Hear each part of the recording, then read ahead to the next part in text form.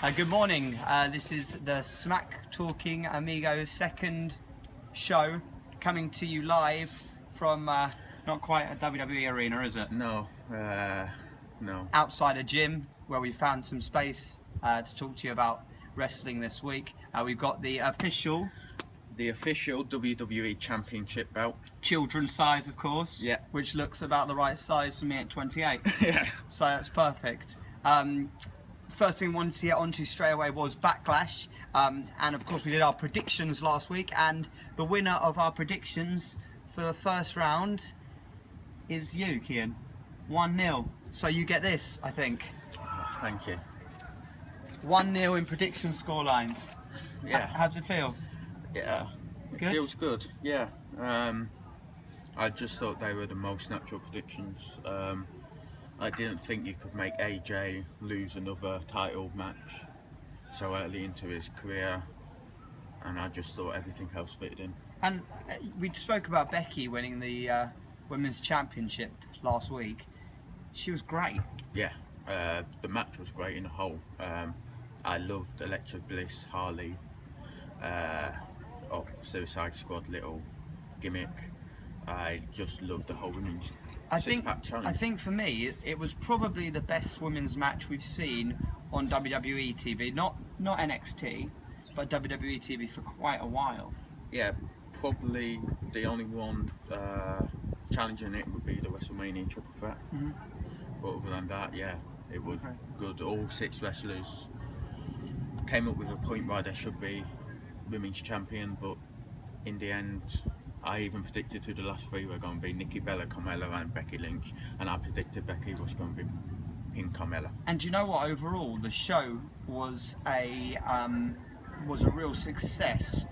In terms of, you think about Raw being the sort of flagship show, and SmackDown coming through as this sort of second show, but they prove that they can do just as good a show as Raw, if not better. And we'll see at Night of Champions how Raw stacks up to SmackDown. Yes. The only concern that I have with Clash of the Champions is that I don't think Raw has that many intriguing matches to happen at Clash of the Champions, whereas Backlash had intriguing matches. We'll see. We'll see over the next couple of weeks. Let's talk about Raw this week to begin with. So we have the start of Raw. Yeah. We have Seth out. And what do you think about Seth's work at the moment? Seth's work, I think it's the best work he's done, period. Since the Shield or Since overall? the Shield, since NXT, since he's come up, I think it's his best work, period. I like the angle that they're throwing out, that the Authority have kind of just thrown him away. He's like the middle, in between Triple H and Stephanie. But yeah, he's starting to turn face. The crowd are starting to react to him.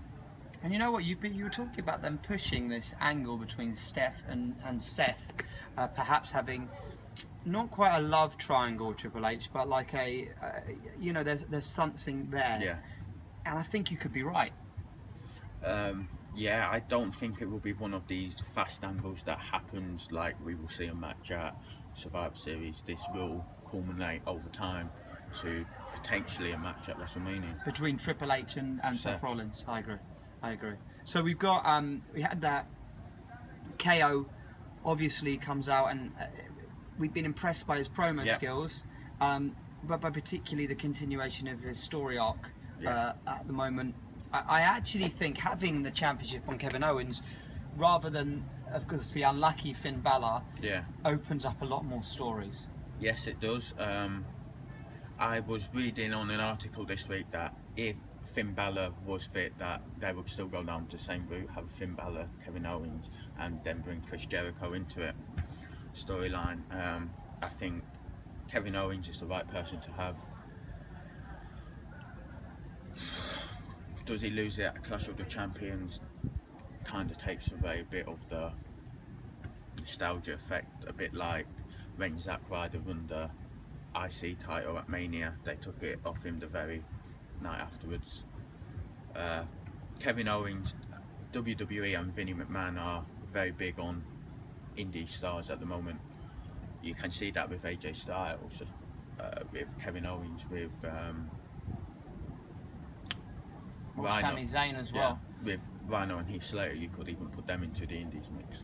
So they are going in a good direction. I think for me, we were all worried about this brand split. What would it provide? Is it worth it? Is it something that's going to be different to the first time they did brand split? And for me, it's very different. Yeah. They're really trying to push wrestling. And I heard a podcast this week, Ryback's podcast. And he was talking about when he was coming through about the look that he had and the fact that he was going to be a wrestler because of his look, and how much he struggled because of that, because he's actually he's a pretty solid hand as a wrestler. But compared to the wrestlers on the indie scene, Ryback and Cena and even Triple H, these indie wrestlers have been all over the world and wrestled in so many different styles that now, of course, they're getting over on the main roster. Yeah. That gives a big advantage for the indie wrestlers, the fact that they've gone to New Japan Pro Wrestling, Ring of Honor, TNA, WWE first time, i.e. AJ Styles. So they've got a lot more experience from the guys like John Cena, Randy Orton, Triple H, who've just come into the WWE. Not taking anything away from them, but I think the indies are outshining them at the moment. I think that the indie stars are outshining them, but WWE is finally standing up and taking notice of that. It can only benefit them for the future. Something that really hasn't impressed me on Raw, and I don't know your thoughts on it, the New Day versus Gallows and Anderson, the Bullet Club. I've not, I know Gallows and Anderson can be great. So far, I've yet to see where their gimmick's going. Sometimes they're these real tough guys, and sometimes they're being, jokey kind of characters. I would like to see them come in there and destroy everyone. Yeah, I think we alluded on it last week that there is no tag team division on Raw. So the only possible angle would be to put them up against Anderson and Gallows. I think the New Day's angle is coming to an end. I agree. think it's getting a bit stagnant now. I think you have to give the titles to either Anderson and Gallows at Clash of the Champions, or save it for Enzo and Cass. Yeah. And I mean, we saw Enzo and Cass versus the Shining Stars this week. Enzo Amore. Yeah. Versus one of the members of the Shining Stars. I think the Shining Stars gimmick. I think the gimmick is getting over. And I think it's clever because I think, as you said, the tag team division is so small that they needed to have a gimmick that would be that would connect with the fans. And the gimmick they've chosen is something that's so simple but so annoying that the fans are giving them some heat for it. Yeah. And especially up against the most over tag team in the whole company. Yeah. I think they got a lot of heat last week when they did beat Enzo and Cass. The Shining Stars have tried it before. I think they were Crime Time originally, then Epico and Primo, and now they're the Shining Stars.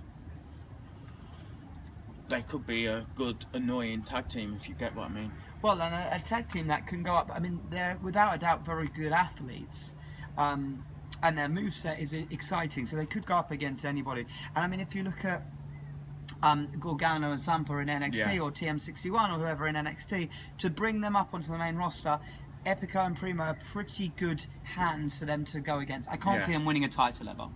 No, I don't think they'll ever win a title, but I think they are a good way to see how far they've come and how good you are. And it's a shame to me that the Dudleys have gone, because I think they would have added to that division. You've only got Goldust and R-Truth as the other tag team, really, and I guess you could include Fandango and Breeze, but when have they? They haven't been on TV lately. No. The tag team division on Raw is short, really thin. Would you consider bringing any singles wrestlers together? Yeah, you could do that. SmackDown did that, and we will come on to that in a minute. But then, who would you bring on? Who are your? Well, that's the question. I mean, you would have said Swagger and so on, but we saw on Raw this week Swagger have an interview with Todd Phillips and walk off without saying a word. Yeah. And when he did go off without saying a word, we knew that something was going on, and we found out on SmackDown that he'd signed for them. Yeah. that was another one. Bring back the real Americans. He could tag with Cesaro. It's difficult. I think for me that's the one part they're getting not that well. I think the women's division looks really good this week. Yeah, it did. I like the fact that Bayley got given an opportunity. Sasha's back, that I like. And I like that we saw Charlotte and Dana have a little bit more tension in their camp. Yeah. And in fact, Charlotte nailed Dana with a slap. Yeah. That was one hell of a slap. Yeah, it was. I wouldn't mind to be slapped like that by Dana. True. Yeah, I think Charlotte and Dana's angle was coming to an end. I thought it was stagnant from the start, to be honest. And I think it just adds some more intrigue into the women's division now they're single superstars. Because I think Emma was perhaps meant to be with Charlotte. Yeah. And then she had an injury and they brought Dana in. And Dana has improved a lot. Yeah. There's no doubt about it. And I think the angle's got a little more over as it's gone, but you're right, at the beginning it felt a bit stale. Yeah. It felt a bit thrown together.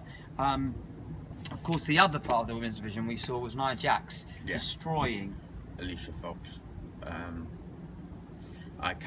Last week I was mentioning that you have got to go away from the local athletes with Braun Strowman and Nia Jax. And Nia Jax, I think, raised 200 and odd pounds. She's a male, but in a woman's body, and if she gets the right push, she can. She's an incredibly gifted athlete as well, and you saw when she picked up Alicia and by her hair and flung her into the sort of apron. What, one, for Alicia to take a bump like that is huge, and then to take the spear. Yeah. I was really impressed. It was a holy shit moment. Yeah. Which you don't normally see, which we haven't seen in women's wrestling so often. No, I think the last holy shit moment you saw in women's wrestling was probably when Trish and Lita were around. Yeah, and Lita used to take a backflip off the rope or something. We saw it slightly in the match between Charlotte and Sasha where she had a fall, but that was more because there are possibly injuries. Yeah. But that was one hell of a move, and I was really impressed with the sort of progression. And I tell you what, at the end of it, Alicia Fox didn't look like she was ready to back down. No. So again, it's continuing a feud. Yeah, it's continuing a feud, and I think these mini feuds, even though at the moment you might think they're a bit pointless, will come together because at the end of the year they'll have Emma, Sasha, Bayley, Dana, Charlotte, Alicia, Nia. Which is a nice It's a nice 7 wrestlers. Which is about the same as what they've got on SmackDown. Yeah. Which is a nice bunch. Of course, we have Cesaro going up against Sheamus. Yeah. Cesaro won during a week in the UK. Yes. He looks injured, doesn't he? Yeah, he looks injured. He looks really injured. But if he is that injured, then WWE have to take him over to misery and let Sheamus win the next match.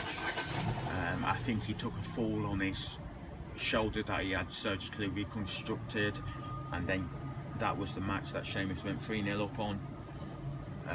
You can see it by all the strapping he's got on his shoulder. It's not normal.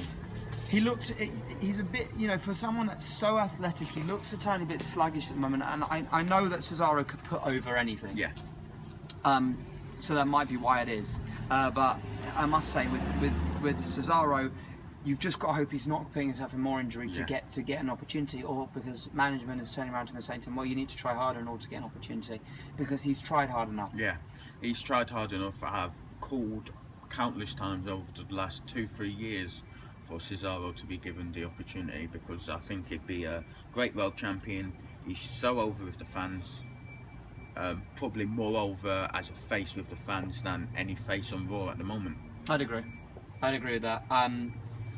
So I mean, you've got to think that the cookie cutter biggest face at the moment is Roman Reigns. Yeah. And his pops are, they're intermittent everywhere. Yeah. They are getting better. So we saw just before we move on, we saw Sami Zayn. Yeah. Going 1-1 against Chris Jericho. Yeah. Good feud. Great feud. Very good feud. Did he fight him, or was he on the highlight reel this week? He was just on the highlight reel. I think that's booked in for Clash of the Champions, even though no one is a champion. but I think it's a good feud. Chris Jericho, like many other superstars, John Cena, Randy Orton, can get anyone over. Yeah, and we said last week, and I'll repeat it again, Jericho's doing the best work of his career. And I actually saw on What Culture recently them talking about Jericho having, this is him at his prime. Yeah. And we said the same last week. Yeah. So Jericho going up against Sammy, who, again, Sammy can put a match against anybody. Yeah, and they're going to have an amazing match. So that'll be great to see. And again, to see anything where Jericho gets more mic time for me is great. Yeah. So we had the main event. Yeah. Seth Rollins obviously came out and interrupted it 5 to 10 minutes in. Foley came out. Said, I wanted one thing from you. Go in the back, I'll talk to you. So Seth Rollins is obviously on this destructive path that he will do anything to get the world title because he was screwed by Triple H, obviously. I mean, how good is Foley looking in his role at the moment? I think he took a while to warm up to it. Yeah, I think he did. But over the last 2-3 weeks, definitely with the Triple H angle, he's really coming to his own without Stephanie. Yeah. And I think it's nice to see Foley getting as much airtime as he is. Yeah. Because I think he's doing his role perfectly. I think he's doing the general manager's role perfectly. Arguably better than Bryan's doing. Yeah. I did read a rumour this week that WWE are planning a feud between Bryan and The Miz, but we'll come on to that in a minute. Okay. KO, I think it was good again that Roman lost. Thanks to Seth, Rusev, all kinds of things. Rusev. Rusev is. We thought that feud shouldn't have been over. No. And it obviously isn't. No. So that, for one, they've got an excellent match between Rusev and Reigns, obviously planned for the Clash of Champions. And they have an amazing match of Seth versus Kevin Owens. Yeah. I would love to see Reigns and Rusev in a steel cage or something like that. I think I would like it to be a no holds barred or a street fight match. I've alluded last week that I think Rusev and Reigns could be even better than Bray versus Reigns at Hell in a Cell last year. I think it's a good way for Roman to go. I don't think he wins that Clash of the Champions. I think he loses, but I think he builds up a good feud. The crowd get on his side. I've alluded before, I think you have to give him 3 to 4 months out of the title picture. I'm pretty sure he gets over a lot more against a huge heel like Rusev than he would do against a sort of tweener at the moment like Rollins. Yeah. Because I think the crowd's always going to cheer for Rollins over Reigns at the moment. Yeah. But he is working hard, Reigns, and his matches are improving all the time, and it'll be interesting. And of course, perhaps the more interesting is to see next week what's going to happen between Seth and Kevin Owens going forward, because we didn't see that much interaction between the both of them. No. Next week will be interesting, and I think this feud could go on for a really long time. I wouldn't mind to see it past Clash of Champions as well, because I think it's going to be worth it, the match that we're going to get as a payoff. So, moving on to SmackDown. Yep. Really good episode this week again. Yeah, it was a really good episode. Last week we said SmackDown was better than Raw. This week for me about the same. I think they both were pretty solid episodes. Yeah, they were both pretty solid episodes. I think again, SmackDown just about run in terms of matches, in terms of interactions. Okay. And how Backlash evolved. So we saw at the beginning Ambrose, AJ, and Cena out. The true face that runs the place. And Cena came out and said, "You are the face that runs the place." Yep. To AJ now. I thought the interaction between Cena and Ambrose was phenomenal. Yeah, I watched it and I had this like smile on me, because you could see that John Cena was trying to bring out that poetry, that rapping again with a few of the lines that he was giving Ambrose. I think it's unique. I think it's good that he's going away from maybe the hustle, loyalty, respect angle. He didn't have his armbands on. So, did you see how Ambrose's face though when Cena said what Stone Cold said was true? Yeah. I mean that hit a nerve. You could see. Yeah, that hit a nerve. And that's another thing that I'd like to bring up about WWE. Recently, they've gone a little bit off script with some of the mic skills, and I think that's good. I think SmackDown is doing it a lot. Yeah. Um, Yeah, you could see that hit a nerve on Ambrose, but the back and forth confrontation was epic. excellent. And to see, you know, that feud which is going to continue, and of course they made the tag team match for later that night. Yeah. Where Ambrose and Cena were going to have to team up. Yeah. But we'll talk about that in a while. So let's get on to The Miz, because I know you wanted to talk about him. Yeah. We saw him come out at the beginning of the main event. Yeah. And take out James Ellsworth. Yeah.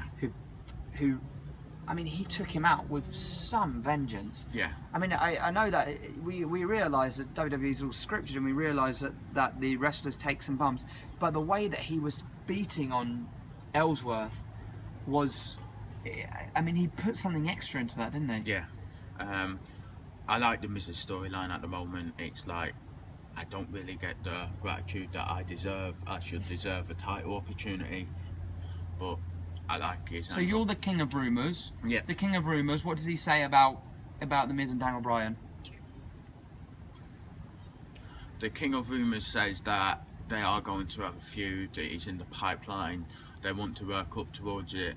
So obviously something has happened, that Daniel Bryan has been cleared, or he was cleared all along, and it was just a storyline that he retired, and then he got the GM's job. I liked the feud back in 2011, was it? So the feud 5 years on will be good. If there's one wrestler he can work against, it's The Miz, because The Miz isn't gonna kick his face in. No. I can't see Bryan fighting Brock Lesnar. No. I can't see him fighting Nakamura because it's strong style. But The Miz you know, he fights in a style that is a little bit weaker. I don't think he looks weak in the ring at all, guys. But it's a little bit weaker, and therefore it's more forgiving for Daniel Bryan in terms of, you know, will he be able to stand up to it? Obviously he's had 2 or 3 neck surgeries, so listen, I don't know if WWE have cleared him. It's just a rumour. I'd like to see him get cleared, because every other promotion in the world will clear him. They've openly said it. And I'd like, just going out there, I'd like Brie Bella to come back. So Brie Daniel versus Maurice, Miz feud. Right. And I'd like Maurice to get back into the ring. Right.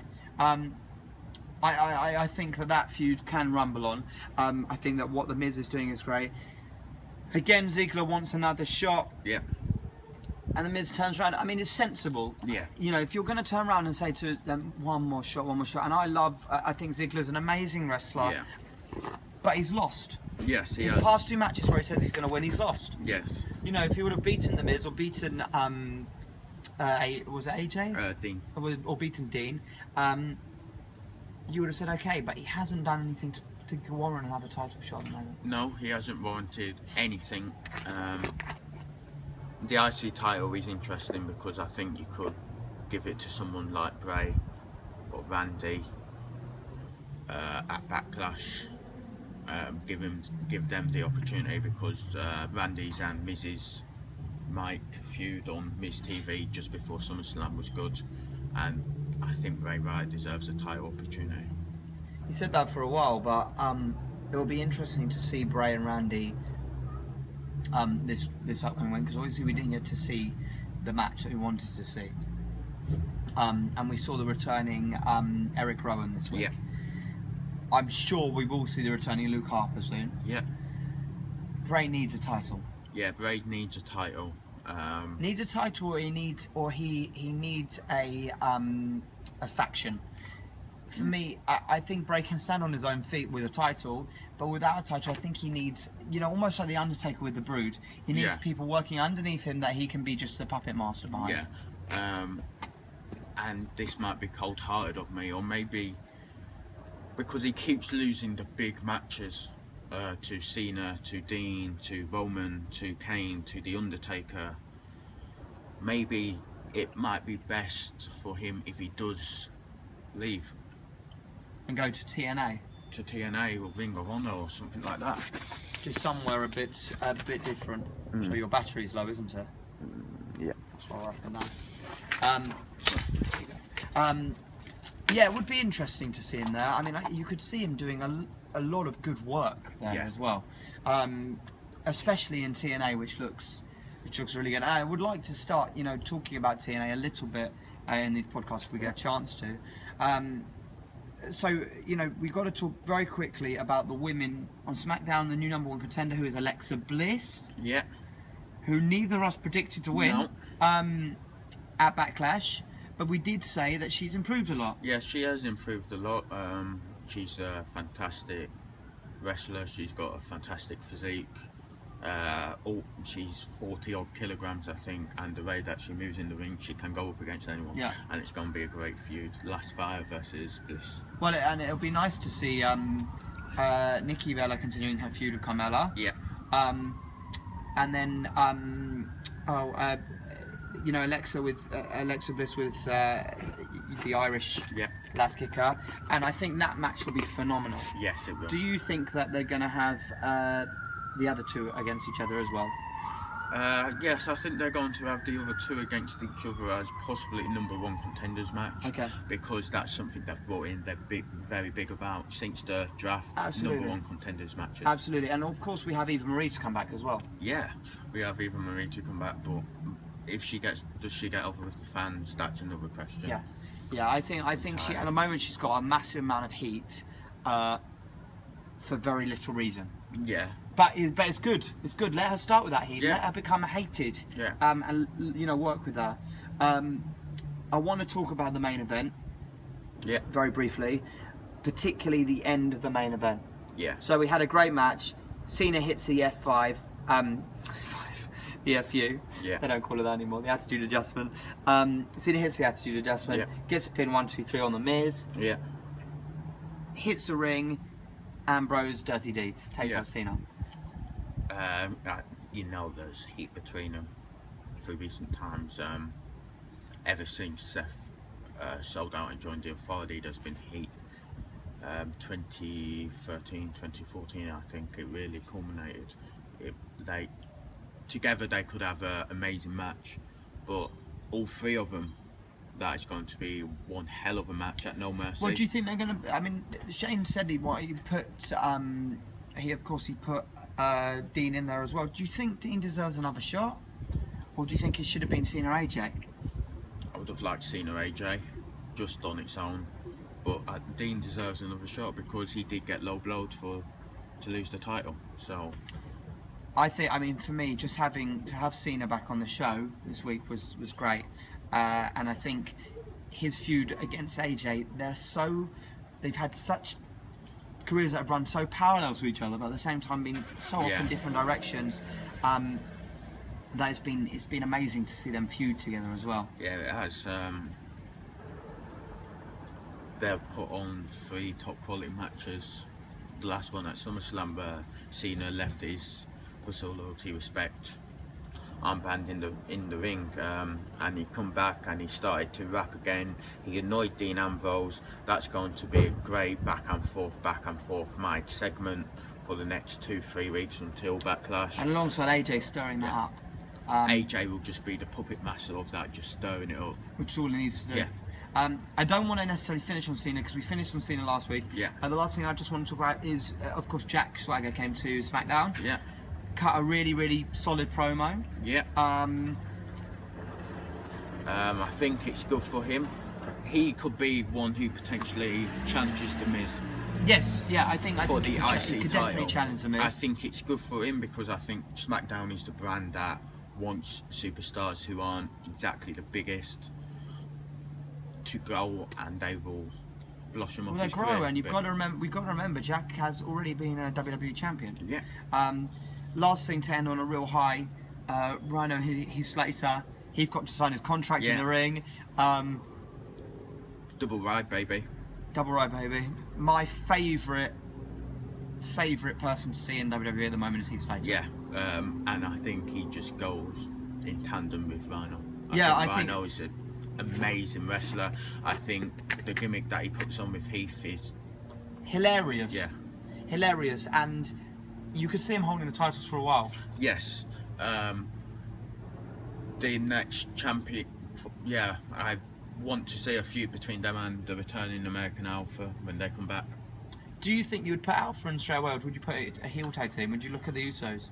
Yeah, you could look at the Usos again, and then let Alpha build themselves up again.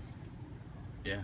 That's what I like to. I mean, that's what I'd like to see, because I think they would do well against a heel tag team. Yeah. So. Before we end, Clash of the Champions predictions. I'm 1-0 up, of course. Well, we're not. How long till we get there? Sunday. Sunday. Are you sure? Yeah. Oh. Well, okay. Very quickly then. Our predictions for Clash of Champions. Seth, Owens. Owens to retain for me.